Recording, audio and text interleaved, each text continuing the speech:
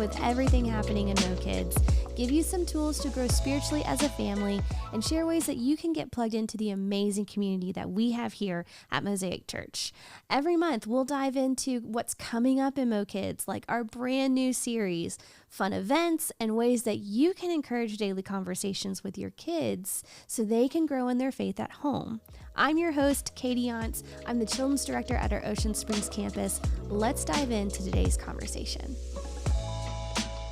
So today I have with me some returning guests. We've got Natalie and Greg who've been on the pod before, and today we also have Matt Wood. He is going to join the conversation, so I'd love to just kind of throw it out to you guys. Introduce yourself, tell us a little bit about your kids, and we'll get started with our conversation. You want to go first? Yeah, I'm Matt Wood. I am a worship pastor at our Harrison County campus. I have two boys, ages 6 and 2. And I'm Natalie Rickert, and I have 4 kids. I have 3 girls. They are 14, 13, and 11, and then a boy who's 8. And I'm Greg, and I have 3 kids. I have a boy who's 5. Question mark? 5, 6.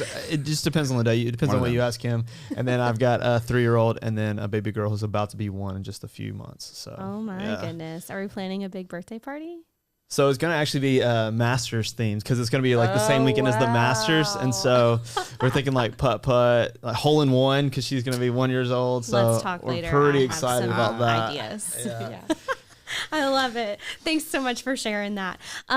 So today we're kind of talking about what's happening coming up in March for MoKids and the direction for our church. And so I kind of want you guys to speak very openly and honestly about what you hear as we talk about what preschoolers and elementary kids are going to be learning in the month of March in MoKids. And specifically, it's going to be a conversation that goes around faith and cooperation. Faith specifically with our preschoolers and the meaning of cooperation with elementary. So let me give you guys a little overview of how we're going to tackle faith with preschoolers. We have a theme called Watch This. Do your kids ever be like, Dad, watch this? All the time. Yeah. All the time. They All the dress time. up in superhero costumes and then want to save the day or fight something or whatever. And it's just like, Daddy, watch this, Absolutely. you know? I remember stories of me, like, and, you know, some people are like, oh, when you grow up, you just kind of forget that part. Oh, no, I remember very distinctly a moment on the couch and being like 5 seconds before Mom walks out of the room, watch this before I take a big spill and, you know, stitches were involved. But it's okay. So we're doing this theme, Watch This, and the idea is kids are doing that all the time. They want to be seen, but we want to help them understand that who they should watch is the one who can do anything, and that's Jesus. And so it's all about Jesus. And we're going to look at 5 different miracles that Jesus performed so that kids can see and understand that Jesus, who's God's son, can do anything because the power of the Lord is within him, which gets me really excited. And so we're going to look at 5 miracles. And the first one is Jesus tells a huge storm to stop, and guess what? It does. The second one is when Jesus heals a blind man. The third is Jesus does something that only he has the power to do. When Peter and Andrew go out fishing and they don't catch anything, they're super discouraged. He's like, hey, go out again and drop the nets on the other side. And then they pull in so many that their nets almost like explode. Can nets explode? They almost break. Yeah. Thank you. Explode. No, you had it right the first time. Yeah, it was pretty much. And then we're going to finish off the month with the final 2. Jesus feeding over 5,000 people with just 5 loaves of bread and 2 fish. And then when he heals Peter's sick mother-in-law. And so these are maybe familiar miracles to us who have grown up in the church. These are great examples of the power of Jesus. But we're going to kind of have kids reflect on only Jesus could do that. Like nobody else could do it. And so I would love to hear from you guys. What sticks out to y'all as, because I feel like y'all are familiar with those stories. What sticks out to you that might present itself as a really cool conversation opener at home?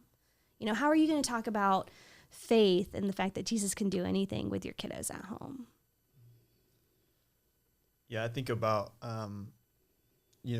when we talk about these things, we're talking about how these amazing things that happen. And I remember over Christmas, we went and took them to the Science Museum, right? And so we went and took them, and I remember my 3-year-old just walking through some of this stuff and seeing these science and things just happening that kind of blew his mind, right? And I remember the first time that he was like, or I actually felt like every room we walked into, he was like, wow, whoa, this is cool. I've never experienced this. It was just kind of blowing his mind. And so I love being able to talk with them about like how big, how awesome, how amazing God is, the things that Jesus has done. Like those things are just mind blowing, right? And they're so big. And so I think there's a conversation there that like I love to have with my kids about that, and would have with them about just the things that Jesus has done is amazing, you know, and I want to see them say wow to that and teach them that, man, like Jesus does some wow things, and it's incredible. So it's almost like in all of these stories, Jesus is like, watch this. Yeah. Let me blow your minds. And if that's language that preschoolers understand, because they want to be seen. They love those wow moments, and helping them see that these wow moments really happen and they're in the Bible. That will be a huge takeaway, I think, for the month of March. What about you guys? I thought the same thing came to my mind, just like incorporating this idea of like awe and wonder about like God's world, because that's really like what they can see, the concrete things, but also like this idea of Jesus and God that they can't see, and like who did that? God did that, because God is bigger than that mountain or bigger than that, you know, like he's stronger than that, and he can do all these amazing things. And I think then the other thing that came to mind is like moms and dads know their kids and know like and I think it's also like important, even if your kid can't completely understand it, just starting to introduce language of like, you know what the most amazing thing that Jesus does is he changes our hearts. And like, that's even more amazing than feeding 5,000 people. That's even more amazing than stopping a storm. Like he makes us people who, instead of wanting to run away from him, which the moms and dads are going to be talking about in Jonah, like he makes us want to follow him. Yeah. Just like, that's a thinking really of good that tie. as a miracle. yeah. On the topic of faith, I think this is a great time for us to talk about how encouraging parents to participate in a series that we're going to be doing here in a couple. Wait, is it happening? It's happening. Starts the first week of March, right? Yeah. Lessons from a Man Who Ran. And while it's kind of the life of Jonah, Jonah is a story of faith and how he doubted and he didn't trust.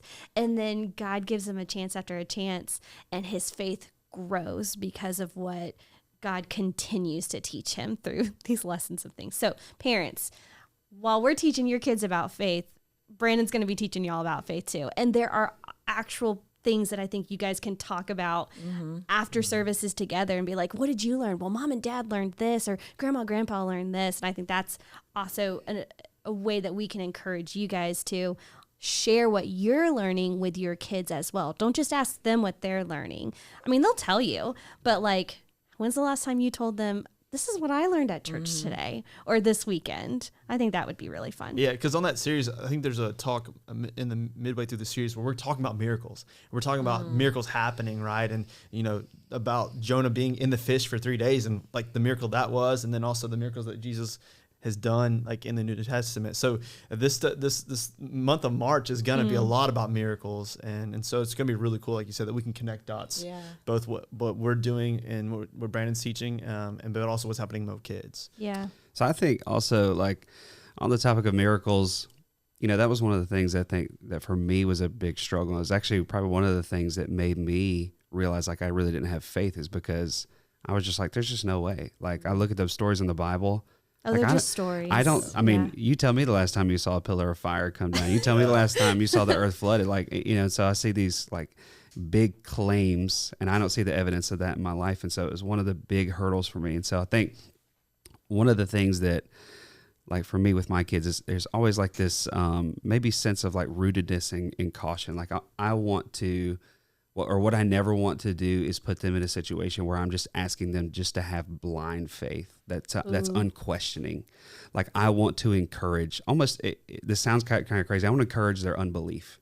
I think about like in, you know, Matthew, like there's a man who says, Jesus, like, help me with my unbelief. Like that's a great spiritual place to be, is to recognize God, I'm struggling to believe these stories, and I need you to guide me. I need you to help kind of fill some gaps in here, you know? And so I think one of the, like when I came to faith, one of the like chapters that really impacted me is like early in Romans, you know, you see Paul say like, that the stars were made to give evidence of like Christ. Like, and so this is God saying like, man, I did these big things so you could see how big I am. Yeah. And that actually helped humble me to say like, I don't need to know it all. I don't need to have the answers. Yeah. Like God is here to provide like that level of not, you know, he's going to take care of it. It's not for me to understand. And so, yeah, you know, I just think like this conversation about miracles is interesting just because maybe it gives me a chance to ask him like, what do you think about this? Yeah, like, do you really think that this happened? I mean, because, I mean, we know, like, there's conversation even today that even Christians question, are these literal stories? Are they metaphors? Like, I think it just opens the door a lot for, like, interesting, like, where are you at with this, you know? So that's where I want to go. And just, as I said, like, for me, I just want to encourage him where he's at. And if you're struggling with this, that's great, because I did too. You know what I mean? Questions are essential to your faith journey. You've got to investigate. And who is great at asking questions? Yeah. Kids. They're so good at it. And their questions, man, are hilarious, right? Yeah. So Bo's, we're in a phase right now where my oldest wants to ask questions. He's questioning like how big is God? Is God stronger than this? Is God bigger than that tree? Like he's trying to understand like how big, how strong, how mighty is God? And so it's funny that he's asking these questions as they're about to go through this study and really kind of understanding how powerful, how strong, how mighty God is. Yeah. And so he asks me those questions sometimes. You know, sometimes you're just like eye roll, like, Bo, like, you know, like how God's really strong. He's really big. Is he bigger than that airplane, Dad? You know, and so it is quite interesting how inquisitive they are and how much they want to learn. So I'm thankful though that they're going to study this and begin to maybe it begins to answer some of their questions too. Yeah. You know, and kind of fill in what they're imagining in their mind, not about what God looks like, even though I would love to hear that. I'd love to have them draw that picture. But fill in, you know, what is a miracle? Or like, can Jesus really do these things? Like, is it really possible? I've never seen this happen. Do I believe that he did it? And I mean, I don't think we're putting a lot of pressure on preschoolers because they're thinking these things. They're formulating their ideas of what they think and believe about God, even right now. And so let me just encourage you parents that if they're asking these questions, a really good tagline for you guys in this series is Jesus can do anything. Jesus can do everything. Jesus is so powerful and Jesus is so loving. Those are very theologically rich statements that make so much sense to a preschooler. And so that's where they're going in the month of March. And I want to flip over to elementary now because we're doing a completely different theme with them. While I think faith plays into it, we're talking about cooperation. Don't we wish all of our kids knew how to cooperate just as soon as they came out of the womb, right? No, we've got to teach it to them. And so we're looking, do y'all know that March has 5 weeks in it? It's a long month. So we've got 5 stories that we're going to dive into. And the first one is in the book of Luke. We are following the story of Jesus gathering a really, like a motley crew, an unlikely group of people from all different backgrounds to help him accomplish his mission. He's basically collecting his disciples. And from that story, we want kids to see that God created us to work together, differences and all, which I think is so important. If we can help kids understand it now, it sets them up to win at life. The second week, we're going to go to Exodus, and we're going to look at a specific instance when the Israelites are at war. Anytime Moses holds up his staff, they're winning, and when he lowers his staff, they start to lose. And so his brother Aaron and friend Hur, they come up with a plan. They formulate how are we going to help Moses help us win, and they basically decide we're just going to have to hold him up, and it leads to victory. And the whole sum of that story is together we can work with others to help those around us accomplish something bigger, no matter how big or how small it is. And I think there's a lot of ways that we can look at that between, helping win a war and then winning a war at home, whether it's cleaning up or there's so much we can go there. And then week 3, we're going to look at the book of Nehemiah and how the people are confronted with a really big problem in Jerusalem, and they come to Jerusalem and the walls are they're crumbled to the ground. And Nehemiah rallies the group of people, or all the Israelites, and leads them to work together to rebuild the wall in just 52 days. And we're going to look at the specific instances and obstacles that he faces within that. But the moral of the story is when we work together with someone else, we can do incredible things because the power of Jesus living in through us. We're also going to we're going to go back to the book of Luke, and we're going to look at 4 friends. I love this story. It's literally just called 4 friends. I'm like, we need to know their names. But these 4 friends who together, they help their paralyzed friend encounter Jesus and experience healing. And it all comes down to them tearing up somebody's roof to do it. That's all I'm going to tease for that story because I love it so much.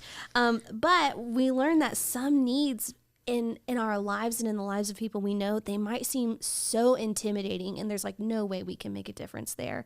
But when we cooperate, we have a much better chance of making a lasting impact in someone else's life. I love that tagline. And then we're going to end the month in 1 Corinthians, and we see a situation where believers are in conflict and tension with one another because they're having a really hard time coming together because of their differences. And so Paul is writing to them, and he's encouraging them to use their differences to work together so that others may learn and see who Jesus is, because when they bring their different gifts together, they work best. And so when we work together, people have a chance to see Jesus' love in action. And that is everything that we're covering about cooperation in March with our elementary kids. I'd love to hear from you guys if any of those Bible stories just kind of got you excited or just leads you to, this is how I would talk about it with my kid at home. Yeah, so immediately, I feel like there's a great parallel, like in a lot of what you're talking about, is that, like, I feel that as an adult. Yeah. I need friends. We're at war. There are things that feel like, as a society, like we're crumbling. And so I know that when us as adults and parents feel that like bleeds down into the next, because kids pick up on that. Yeah. And so, I think it's like, hey, like I need this as an adult. I'm gonna come to MoKids and please do. It'll be great. No, but I just like, so my oldest, he's at this age, right, where he's starting to spend the night with his friends. Mm-hmm. Like he's starting to develop real friendships and real connections. And so like, one of the things I guess that I think in this is like, we're at those beginning stages of like helping him be mission minded, of like what is important and why do we have friendships, and like, because ultimately we should all recognize that we have relationships, especially with lost people, so that we can draw them to Christ, and so it's important to be a great representation. And so what I love too about all this stuff is that, like, in fact, I was having conversations with both of these about like one of the things that me and my wife have talked about we need to do so much better about is like when we discipline or we correct or we like when we're having conversations, we've got to the foundation for why has to be the Bible. It cannot be because mom and dad, like, this is the way we feel. I want them to see that like our rules and our, like, the way we're parenting you, that's based in the Bible. It's based in these stories that God is like coaching us and teaching us how to live and how to correct and how to coincide and how to love and all these other kinds of things. And so, yeah, I just think this like gives me the power as a parent to say like man, when you look at school or, especially as he gets older, it's like, you look and see things that are just like you look around and just see like a room full of people and you feel like it's not like going well. You feel like people are just like crumbling. You feel like the school system's not working. Like you start to have doubts and distrust and are afraid of the future. It's like, man, here's some great Bible stories of where people felt this exact same thing, and they had this exact same experience. And this is what God said. This is what the Bible said to do about it, And so, yeah, I just think it's like it gives it a rootedness. It's not just based on my feelings, or it's not just based on my opinions. It's based on what the Word says is true. I love what you said about this should empower parents, like with the why.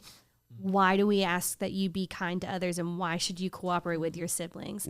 Well, it's because that's important to God. That's how he created us. He created us to live in community with one another. I mean, countless scriptures reflect that. But when we cooperate, we reflect, what Jesus is envisioned for his followers. And so we have all these stories in the New Testament, him gathering people who were very unlikely, who wouldn't have been friends other than the fact that they had Jesus in common. And we get to see how he set the example for us, because he knew, hey, I want you to be in community with different people. And guess what? I've given you different gifts and abilities that shine brightest when you work together with people who have other gifts and abilities. And that's so important for parents to be able to see, because there's like the greater community of, hey, we want to live in a Christian community. We want to build each other up. We want to be able to live life well together. But then there's like your small community, your unit, your family, mom, dad, kids, and how what you model there leaks out. And so thank you for sharing that. That was so good. That was great. Yeah, and I'll echo too. I think when we were reading through it and kind of looking at it, like, I think some of it applies obviously to like what we're talking about with like our friends and stuff. But I was thinking that too as a parent, like, one of the struggles we have is just like something simple as like pick up, like hey, we need to pick up around the house. And I feel like sometimes it can be very like, I need you to pick up. There's just like, because I said so, this is what we're kind of doing. And I'm thinking like, man, like how empowering it would be if it's like, hey, mommy and daddy need to pick up the house. Would you join in with us and like help us in this? Like, and like kind of rooted around like less about like discipline or punishment or like this is what we're doing or this is how we, we should handle this stuff. And more like, hey, we're cleaning too, but we're doing this. Let's all join in this together. And I think some of this conversation for me and my wife started when like, my oldest always picks up more than his brother, right? And so I'd say, hey guys, y'all can't come in or something until you pick up or until a certain task is done. And because the oldest is just a little bit more cognitively, like he understands and what, like, so he in order to get this, that's what I want. So he would just go do everything, and then along the way, it's like my middle child is now getting by without having to do anything, right? And so like, man, like how do we, wanted to find ways to change that, and so I began to try to like, all right, you pick up this, and this is what you're responsible for. And then oldest, you pick up this is what you're responsible for. And I think this allows, because they already kind of do this a little bit, to begin to continue that conversation of like, y'all work together. Yeah. And then when you work together, you get more done faster and better, and you get to do it as a team. And then you can move on, And so I think this is really cool for us at home to continue our conversation about how, what our whys as parents and kind of having us work together with our kids, but then also our kids working together to achieve things as a team. It's a very practical example of, here's something that's so big. Here's how you can take it one bite at a time, and it goes by quicker, and you see results. We love results around here.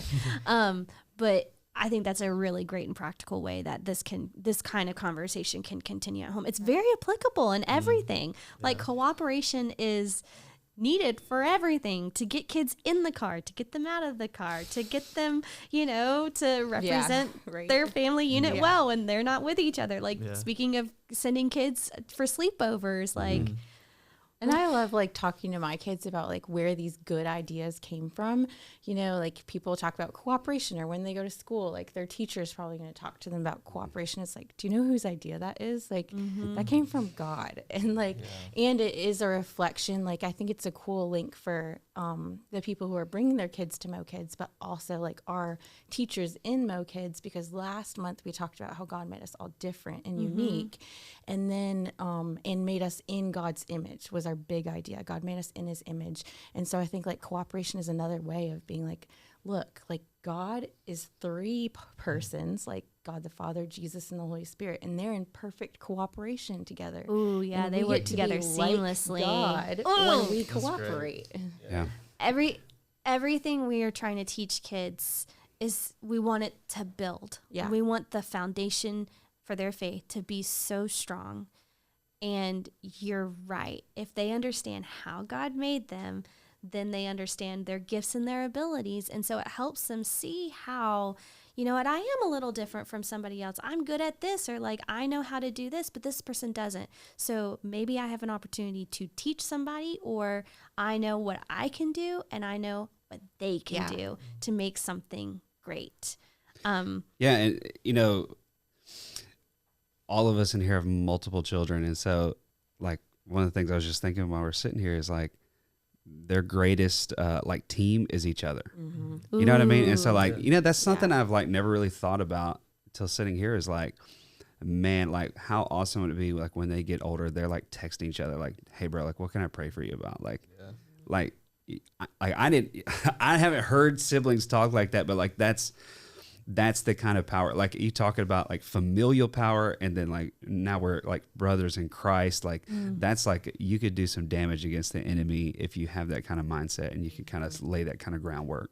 Yeah. So. It's funny. It's interesting you say that, because I'm thinking too, like with this, like when you develop that community, I feel like it also helps them to develop compassion, right? So like kind of what you're talking about is like we can help them kind of develop this community. The hope is that for that they, you know, develop more of compassion for their siblings or compassion for their neighbors, right? And that begin that missional mindedness of like even our neighbor, like we're you know, the oldest is beginning to develop a relationship with her, like they play together and they're trying to work together, and then but there are times where there's clash. They clash. The selfishness inside of them wants something that the other person has. And so if we can kind of continue to help this like development of community, the hope is that it also helps develop the compassion in them to like, oh, well, if I take this is what happens to her kind of thing. Absolutely. So. And I think a big takeaway is the fact that we can and really should just understand that cooperation is so important to God. And I mean, he created it. And so it's something that it's in our toolbox as parents, as we're instructing them, you know, thinking with the end in mind. We want our kids to grow up to be excellent human beings, and cooperation is a really big characteristic of what I would consider an excellent human being. But this is also really important to our church. And we have something coming up that we do every year that is an opportunity for our church to come together and cooperate to accomplish a goal that is so much bigger than us. And it's called Feed My Starving Children. It's what a great event or something in our community that we actually do. Kids can be a part of. They can actually be a part of the team that makes something happen. Feed My Starving Children is a mobile pack event where they come to churches or to organizations and they bring all the ingredients for us to pack meals that can and will change the life of a child somewhere around the world that does not have access to food. And so I know that we're trying to do like over 150,000 meals, and that won't be possible if those of us on staff just show up to do it. Like, hey, what are we going to do? It takes hundreds of people to make this happen. And I love it. The families that participate in it every single year, they tell me, man, this was so good. We had such great conversations with our kids. And so parents, look for opportunities like that you can do with your kids, because it kind of takes the pressure off for you to, let me figure out how to organically bring up this conversation about cooperation with my kids. Do things that require cooperation, and the conversations will come. The instruction will be there. In fact, we actually have something coming up next week. Natalie, you want to talk about this? Sure. Because it's a MoKids event that we would love for parents to be a part of. Yeah, we have it both in Harrison County and in Ocean Springs, and it's called Adventure Hunt.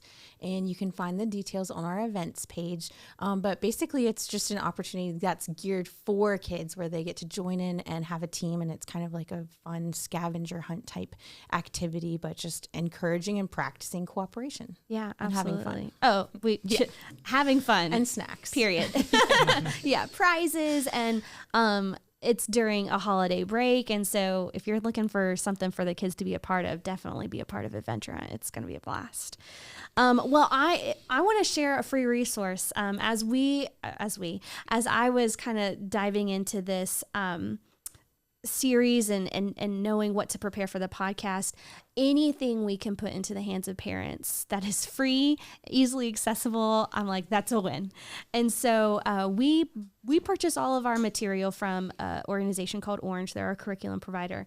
Well, they have an offshoot of their company called ParentQ, and they have this thing called the ParentQ app. It's also a website if you're not an app person. And I discovered that they provide faith and character activities every single month as a part of their app, and it's so cool. And so I want to tell you a little bit about it.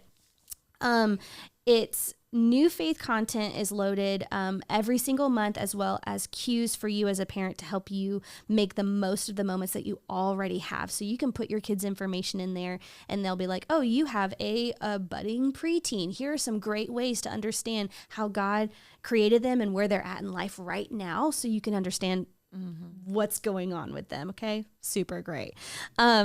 I don't have any kids, but for a while I was really close with a couple of staff kids. And so I had the staff kids in my ParentQ because I was like, ooh, well, I hang out with them on the weekends. I want to know a little bit more about them so that I can partner with their parent to encourage faith growth. And so they've moved on, they've graduated, and they're doing incredible things. But it was so helpful for me. It's a free download, whether you have Android or Apple.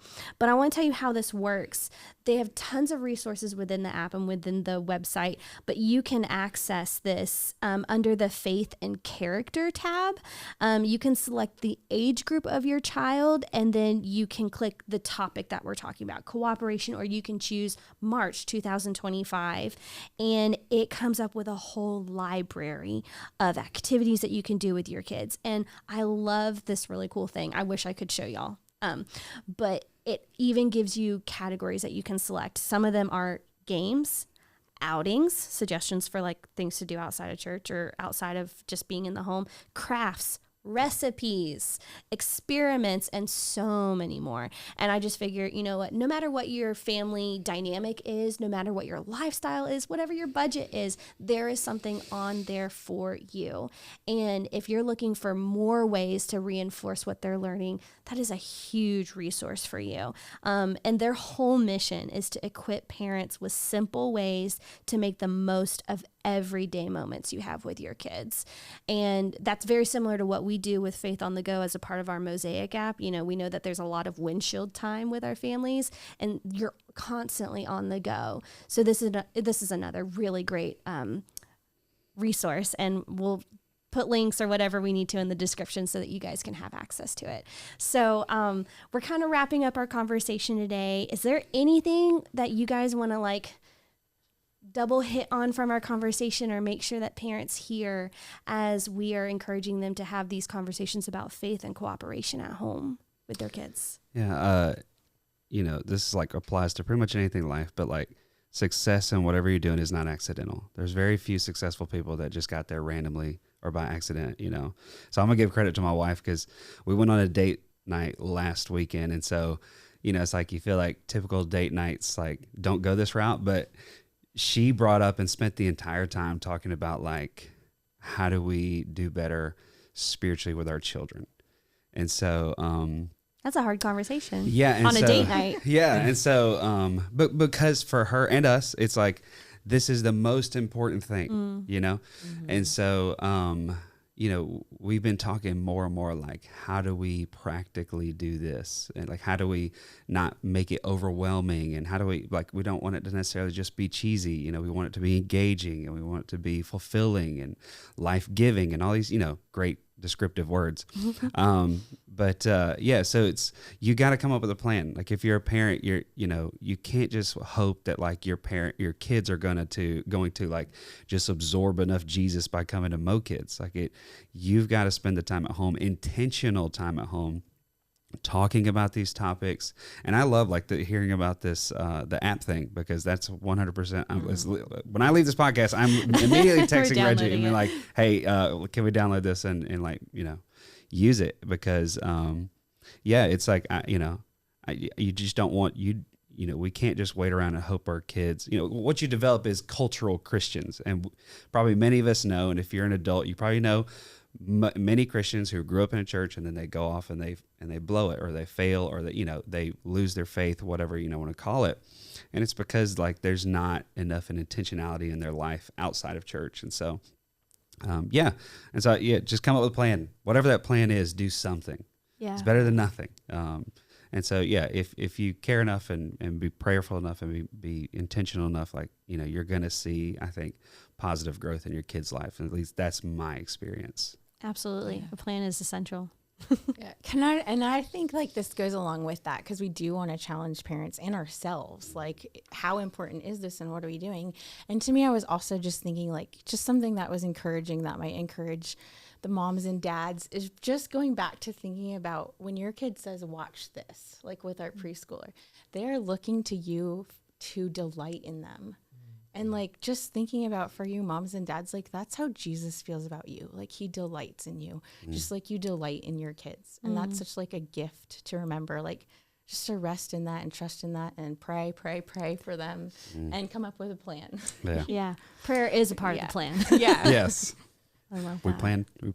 We plan to pray. Yeah. Yes. And pray to plan. Yeah. I would say for my wife and I, like we've been really trying lately to utilize the daily little things of life, like the waking up, the going to bed, those little moments that we do every day that can sometimes for us, I don't know about most people, but feel very chaotic and feel very like we don't have a plan. And we've tried to create little repetitions of like when they're laying down right before they go to bed, we say the same thing every night. Do you see my eyes? And they'll look at my eyes and they say, I do. Do you know I love you? Yes. Do you know God loves you? Yes. Who do you love the most? God. And we do that every night, like every night. It's nothing super spiritual about it at all, but it's those little moments with those kids in the midst of like, okay, we've gotten through brushing their teeth and bath and all this, that like we've won those battles. We've won those battles. And it's like, okay, before we go to bed, we're just going to do the same thing.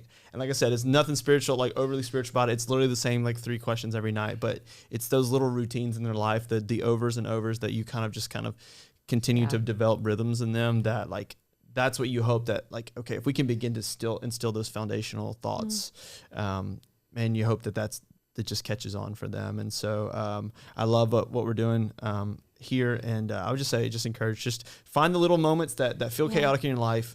It doesn't have to be anything crazy, but just be consistent with it with your kids, and you'll watch them grow and take it on. And they ask me the question sometimes too now, or if I don't do it, that's the thing too, is if you get to the point where like if you don't do it, they're like, Daddy, you didn't.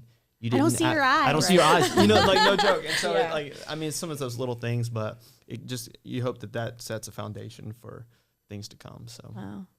That's so good. Thank you guys so much for sharing your personal stories and what's working for you guys, and also what y'all are trying to like workshop, because I know it's super helpful for all of our parents that are listening. So thank you so much for being a part of our conversation today.